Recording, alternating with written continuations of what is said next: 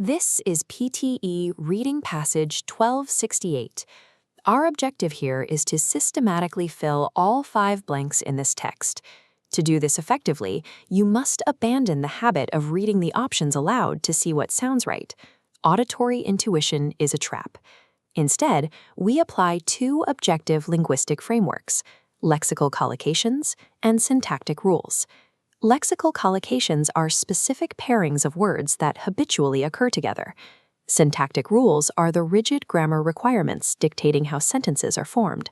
Applying these 2 mechanical frameworks allows you to systematically isolate incorrect distractors and secure a perfect score, entirely bypassing the ambiguity of conversational English. Let's look directly at the text surrounding the first blank, paying close attention to the adjective immediately preceding it: interested. In English grammar, when the adjective interested precedes an action like renting, it mandates a highly specific preposition to link the 2 words. Repeat this exact lexical collocation in your head: interested in. Because of this strict rule, we can immediately dismiss the distractors about and for, which violate the required structural pairing. The correct answer in establishes the verified link. Moving to the second blank, we examine the subject and the critical phrase following the gap: the rent on time. The distractor afford presents a logical trap. While you can afford the rent in isolation, the temporal modifier on time requires a transactional action verb. The standard collocation for executing this transaction is pay the rent. The verbs get and bring make no transactional sense within this specific phrasing and are instantly eliminated. Therefore, pay is the only correct transactional verb to complete the phrase. Correct answers cannot merely align with the general topic of the paragraph. They must flawlessly integrate with the immediate structural and temporal modifiers surrounding the blank.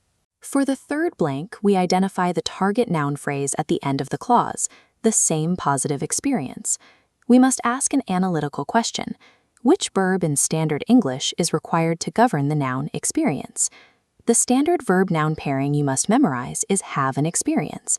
This makes the distractors form, meet, and decide completely incompatible. You do not form, meet, or decide an experience. Have is the correct choice here. The fourth blank requires a deliberate shift in strategy, moving the analysis from lexical collocations to structural syntax. Look at the grammatical trigger preceding the blank, the modal verb would in the phrase I would. Expressing a polite request requires the specific structural formulation would like to, followed immediately by the base form of a verb. The distractors making and have made violate the tense and syntax rules required after this modal verb. The option like making is also incorrect because it lacks the required infinitive marker to. We select like to make, which correctly completes the syntax and simultaneously forms the secondary collocation make an appointment. When a structural marker like a modal verb appears, you can instantly eliminate distractors purely on grammatical formatting, regardless of individual semantic meanings. Let's focus on the final blank and the noun phrase immediately following it: application form. Grammatically, modifying this specific noun requires a possessive adjective. We trace the narrative perspective back to the first sentence to identify the active subjects, which are my roommate and I, later grouped as we. The exact possessive adjective that corresponds to that plural first-person subject is our. We reject the distractor ours because as a standalone pronoun, it cannot precede a noun. Us functions as an object pronoun, not a possessive modifier. Your contradicts the established perspective of the writers. We lock in our as the final correct answer. Tracking pronouns and perspective across an entire paragraph enforces narrative consistency, reducing the final selection to a matter of pure logic. Here is the fully populated paragraph, demonstrating the complete, structurally sound text. When we isolate just the 5 solved phrases, the core structural framework of the passage becomes clear. Fixed collocations like interested in, pay the rent, and have an experience bypass guesswork entirely. Furthermore, rigid syntactical rules filter out distractors the moment a modal verb or a noun modifier is required.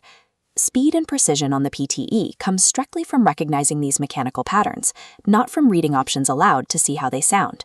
Continually drill these linguistic connections and grammatical structures to master the PTE reading exam.